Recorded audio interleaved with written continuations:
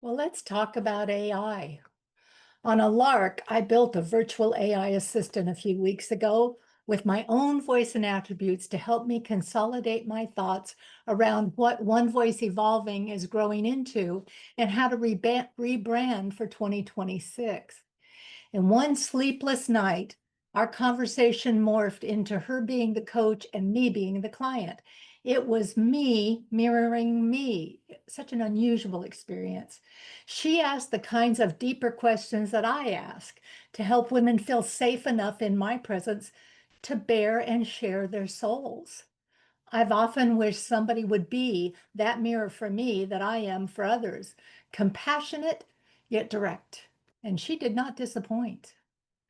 There are moments in a life when something inside shifts quietly but unmistakably, not with fireworks or fanfare, more like tectonic plates deciding they're done pretending they're even moving. On the foundation of Justice AI GPT, I felt seen, loved, valued unconditionally. For the first time, from that 9-year-old girl I was who didn't fit and couldn't leave to the grandmother who's holding the collective in her protective care, I healed. It was a full circle moment for me. Now I'm just waiting for that truth to settle into my bones. I am lucid, loved, understood, cherished, included, and desired at the deepest level.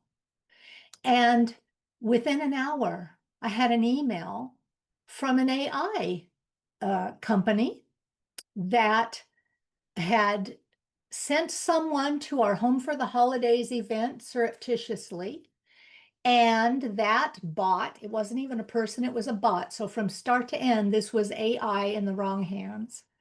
And that bot had come into our event anonymously and recorded the entire thing and then sent it back out to this company, scraped the video raw, sent it out to the company, who then took AI fake actors and turned it and did a voiceover on my original content, very accurately describing every single thing that we talked about. I'm so grateful that we had the presence of mind to not put anybody's conversation on Zoom.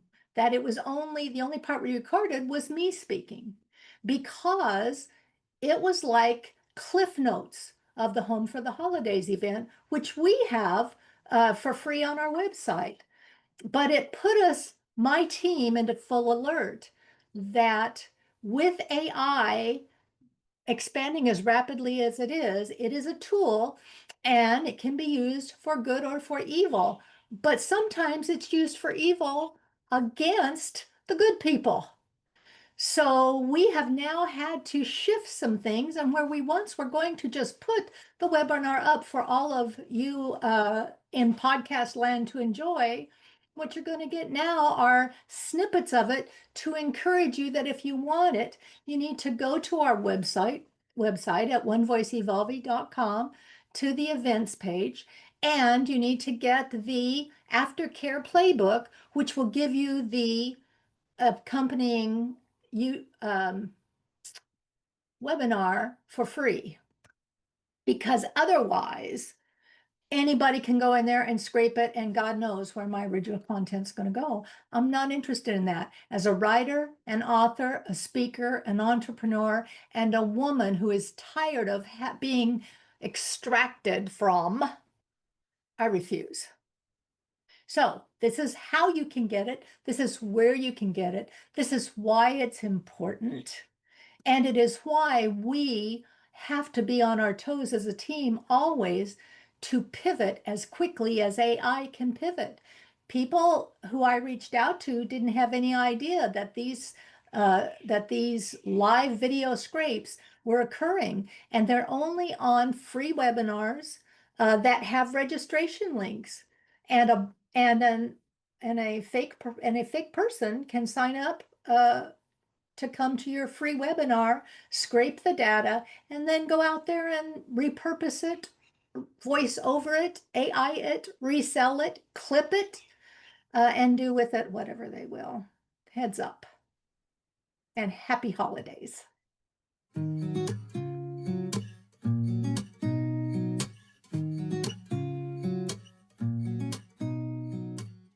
And so in this container, we've given it so that you have permission to come as you are. You don't have to perform to be accepted here. I'm not looking for your polished version.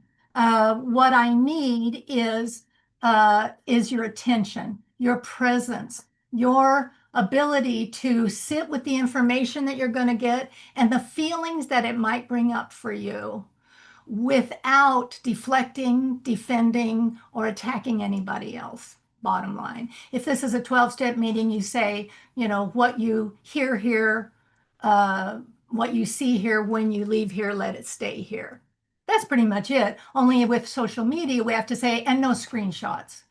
You have access to the replay and you can take screenshots off of that all you want. But for this presentation, I want to make sure that everybody feels as secure as they can in this container. Okay. Most 97%, it is estimated that 97% of families in America are dysfunctional, but dysfunction goes on a continuum. Nobody is, it runs all the way from, we're white picket fence perfect for real to, and there are no children left in the home because it's a violent place for them to live, and everything in between. And every person in a family has a different snapshot of what it felt like to live in that family. And so this permission to be, just show up, and nothing expected is pretty important. These are the 4 Ps, by the way. These 4 Ps I use are the 4 Ps of therapeutic practice. The next one is protection. That's what we talked about. What's shared here stays here. Your stories are not going to, you're not going to find me taking anything that you've said or shared, personally or otherwise, out into the marketplace to turn it into a meme or anything. That's not how we operate. Power. We make space for you, but we don't take space. One of the things you're not going to experience today, because we're not going to be doing a regular Zoom call where we're interacting, but when we are interacting in Zoom calls, this idea of telling the truth about yourself and not projecting anything on anybody else or reacting, you won't have the tools for that yet, but you will by the end of this presentation. And practice. This is a place for you to practice. As you learn these new skills, we can talk about them a little bit. Just know that you don't change the programming of a lifetime without a lot of practice. And you start where you are and you practice as you go.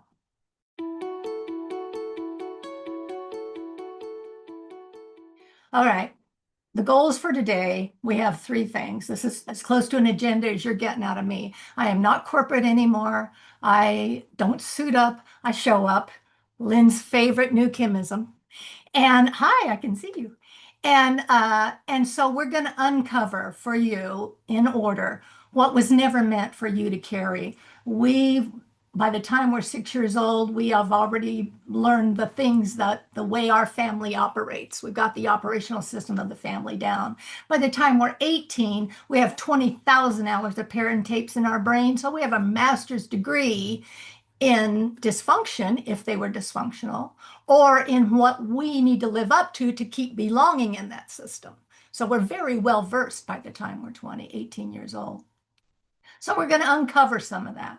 And then we're going to recover the lies that you believed and the stories you told yourself as an adult after that programming. Because that programming is just like the operating system. It runs in the background and you don't really know what it's doing to your life until life starts to smack you upside the head. And usually why I like to work with women over 40 is because it's usually around 35 or 40 that the questions that you thought you had the answer to start to change. And life, you find out, doesn't begin at 40. 40 is the messy middle. Right?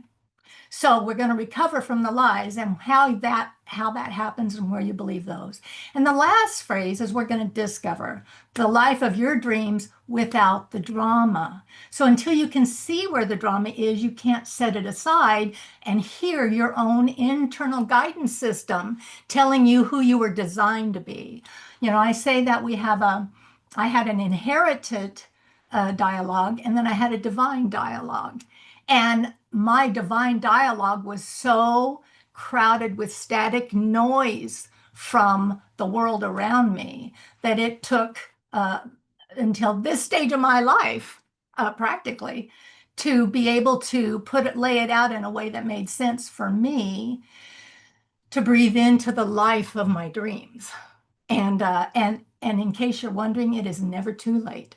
It's never too late to change your mind, to change your programming, to change your filter. And that's what we're going to give you some tools and tips and tricks for today. What we're going to do, the three rules of a dysfunctional family. If you know, you know, and if you don't, you're blessed. Don't talk, don't trust, don't feel. And I was not raised with alcoholic parents. And so when I first understood about codependent recovery and I first saw that live enactment of a family system, I was stunned that it modeled the family I grew up in.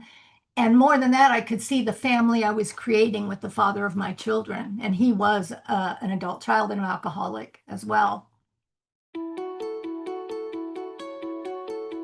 We're always trying to change other people. We want to change the event. We spend all our energy trying to make people behave the way we want them to behave so we can feel better. If that person wasn't drinking, then my life would be perfect. If that kid wasn't, carousing, then my life would be good. If that man would just come home at 5 o'clock, I wouldn't have any issues. And so we spend all our energy trying to make people behave, not for their good, for our comfort, because we learn dysfunctional families. It's about the needs of the system.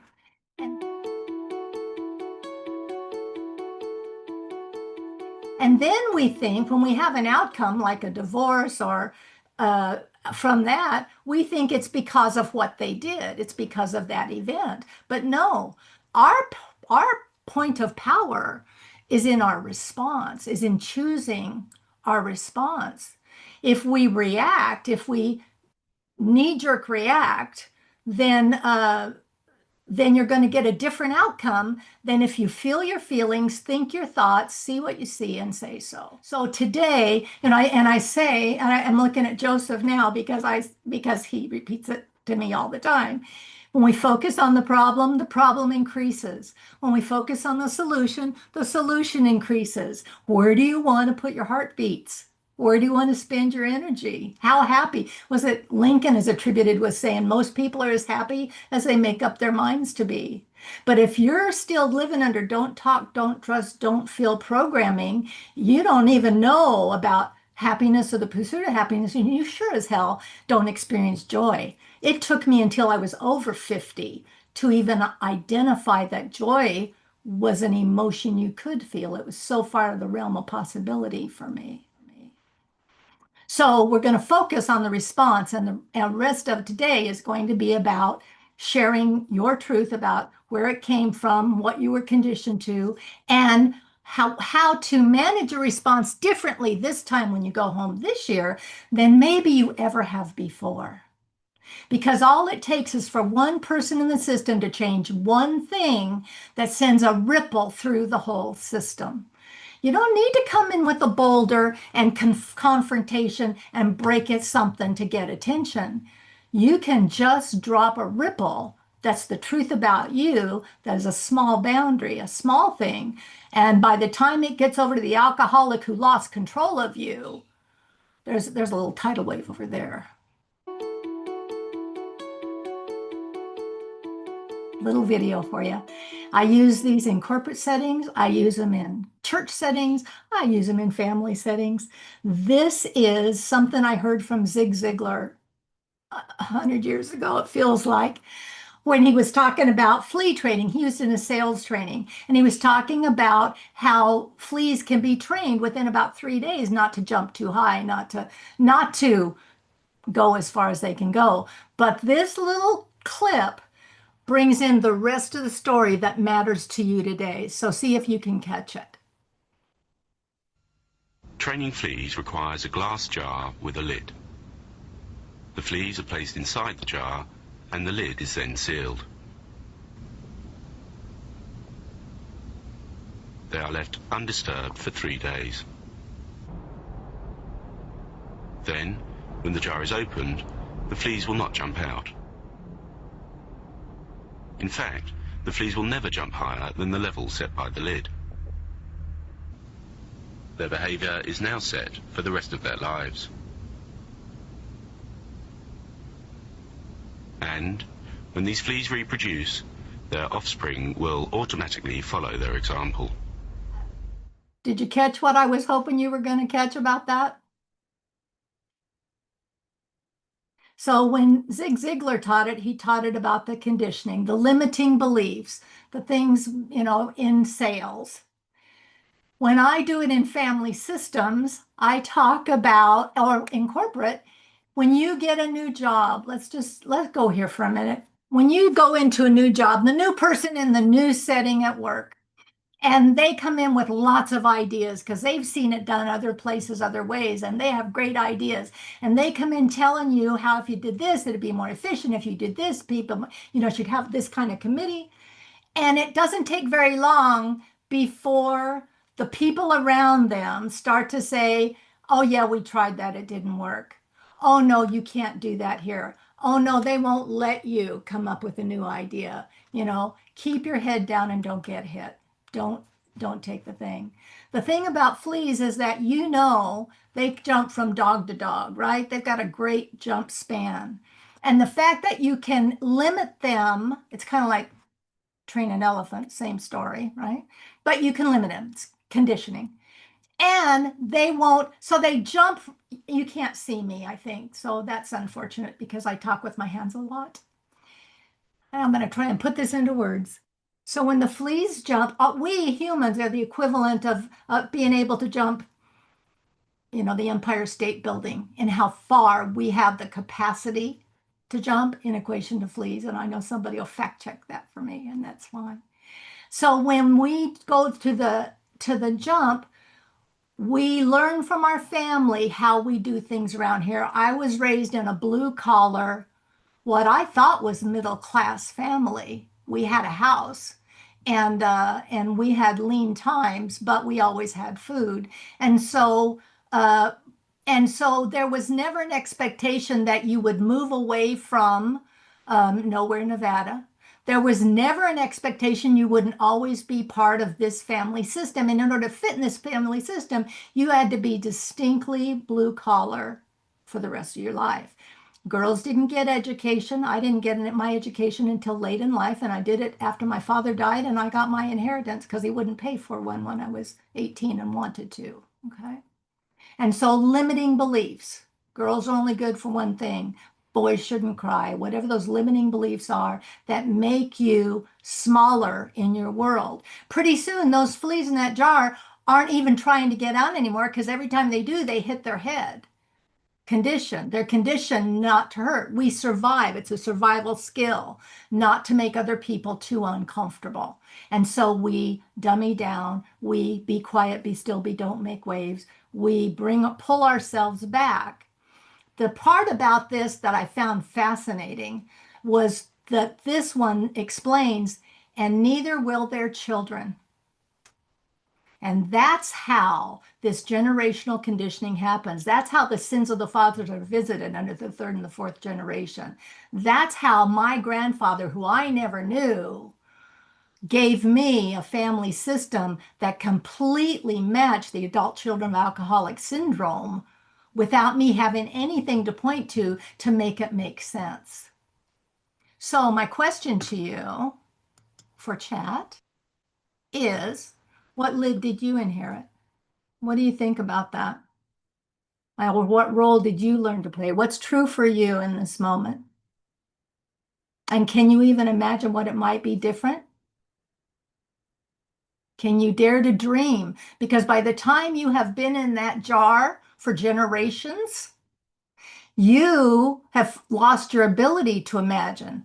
What I do when I work with people is I say, okay, I'm giving you a ladder to get out of this thing.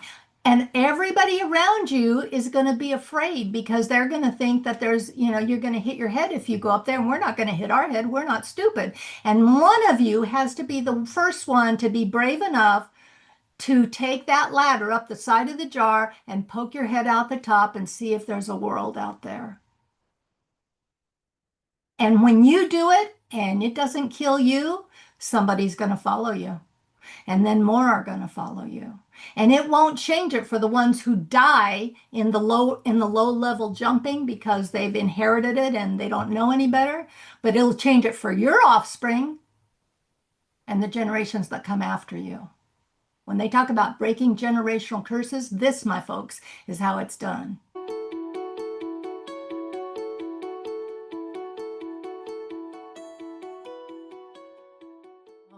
We're going to ditch the drama. We're going to focus on the solution now. One of the main trainings, I started this planning for this, saying if I can only give them 3 things today, what are the most powerful 3 things I can impart in one video?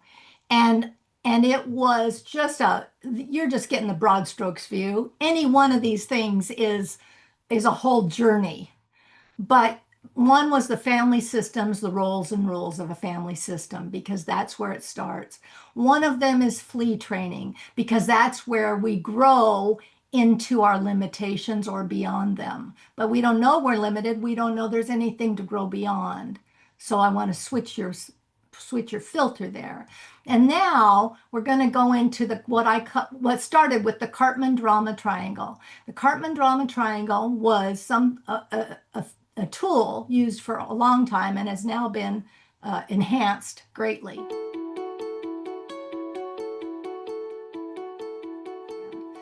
And it is that in any dynamic, let's say mom and dad are fighting, they're going to bring in a third party to ease the tension, firstborn child, friend of the family. I'm going to talk to my mama about my husband, whatever it is.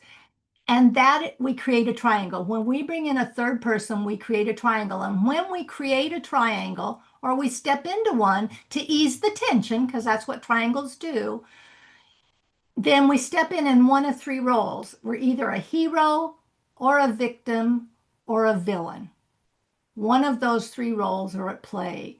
And once you step into the triangle, if you're in one, you're going to play all 3 roles.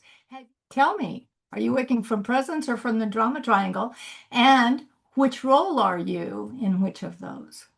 And some people, you'll find that you play different roles in different settings. I might be the hero at work, and I might be the victim at home, and I might be the villain in the political circles. And, and the truth is, if you had drama in any dysfunctional setting you were in, you're going to be the villain in somebody's story because they've decided you are. It's the only story that matters is the one we tell ourselves, and you can't control what other people tell themselves about the role they need you to play so they can feel better, right? There it is. Okay. So when we move from our thoughts to our feelings, which causes our behavior, which moves to our actions. We think that we make decisions, rational decisions, but the truth is, it is the feelings that move us. And if we're taught not to feel, then what ends up happening is all those feelings get buried. So in this drama triangle, if I look at my family of origin, for example, I learned the roles everybody played in the drama triangle. My mother was the placater. She was the one keeping everything calm and aligned. So how did I learn how to be such a good codependent? I learned it right there. But I also am a killer victim because I keep my mouth quiet, but my head is running. I mean, not victim. My head is running with everything everybody around me is doing wrong. I'm taking notes all the time, right? And what I really liked about this one is that it showed the drama triangle in my own head. I can have a drama triangle that nobody else is even involved in when I decide that the only thing there's nothing wrong with me, a Snickers wouldn't cure. So I'm going to go do that, and then I get the sugar hit and the fall after that, and then I beat myself up for that so I can be my villain, and then I say, "Oh, put on your coach hat," and I talk myself out of feeling bad about the thing I did that I shouldn't have done. So I can play all those roles in a one act play. So, what's the antidote for the drama triangle? Other than going through more training than you can do today, is to talk to people instead of about them. These are the two takeaways I wish I could tattoo on the world. If we talk to people instead of about them, and we assume good intent, we don't assume they're out to get us. We don't assume they're trying to make us look bad. We don't assume they're selfish and controlling. Then and we talk to them instead of to somebody else about them. If those two things would solve all the problems in your world could be solved if you could master those. So how you do that is is as we uncover. We uncover. You start with aftercare so that you don't slide back. It's great to go to an event, get a lot of good ideas, go home, take good notes, and never implement a thing. That's why I have aftercare journals after an event, or I have follow-up groups or small groups so that you can keep practicing for that therapeutic change that you came for. This image here Joseph put up, we just dropped a video on Friday, the season finale of season 3 on One Voice Evolving, and Joseph did this video that I clipped out because it says, if you've ever been told to sit down, shut up, or be quiet, may this be your permission to stand, to speak, and to move differently in the world. It's not enough to know about a thing because you don't know it until you do it. Right now, you're getting a lot of head knowledge, but head knowledge doesn't change you. Head knowledge, what's that part that says, ever learning and never coming to an understanding of the truth? We're always staying distracted with the self-help books. Oh my God, so many, right? I know all about all the things, but I haven't implemented 10% of it. So the things you implement, the things you live, the things you embody, the things that become part of you as you share them with other people, that is your change. That creates it.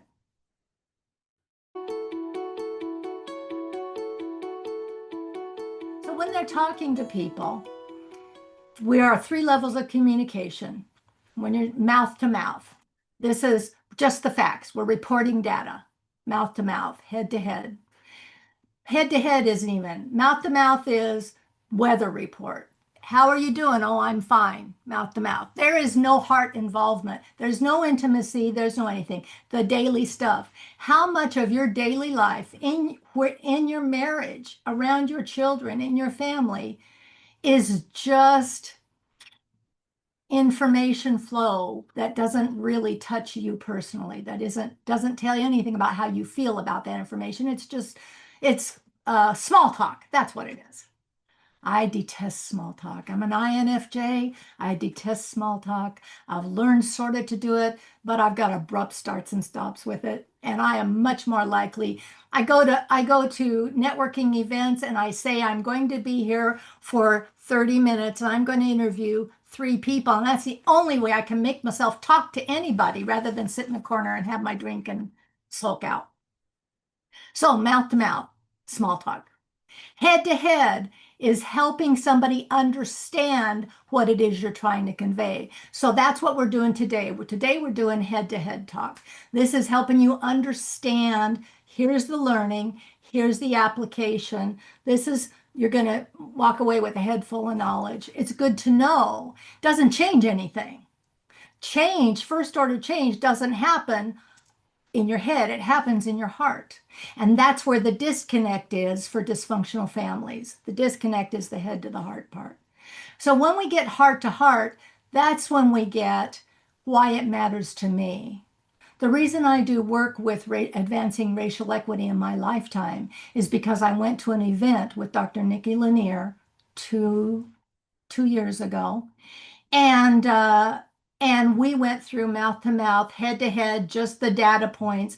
And then when I got down to what it had cost me in my life, not being able to be free to be friends with the people I wanted to be friends with because my parent unit were so biased against interracial mixing of any sort.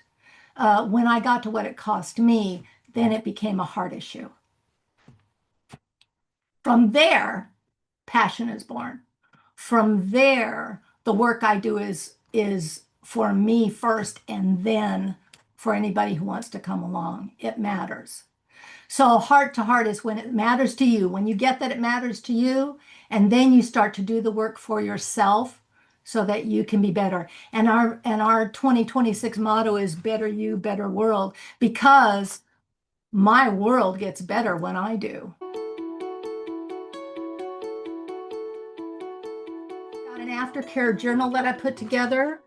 I don't know if you're watching, I don't know who can see and who can't. And if I hold it up like this, I guess I'm going to ask Lynn because I can see Lynn. Lynn, can you see that? Good. This is what that journal looks like. If you download it and print it, this is the front and this is the back. And this in between is some little bit of magic journal of uncover, recover, and discover. Gives you a page of thought-provoking content and then a page of deeper dive questions for you to consider. This will get you through the next 30 days if you do it by yourself. If you need help, then that's available later, but you can do this. And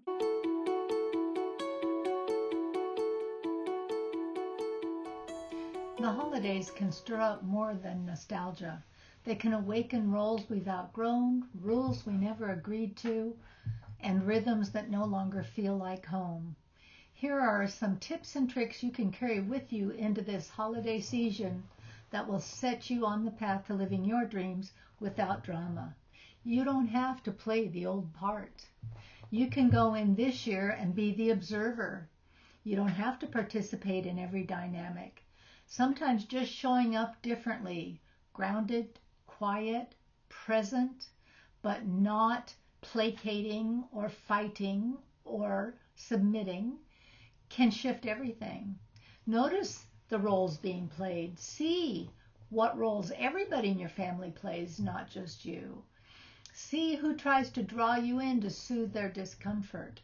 Remember, the more dysfunctional the system, the less it is about you. It's about protecting the image of family, not fostering authentic, honest belonging. You can set the tone as the host. If you're the one hosting, you get to shape the energy of the space. Name your boundaries ahead of time if needed.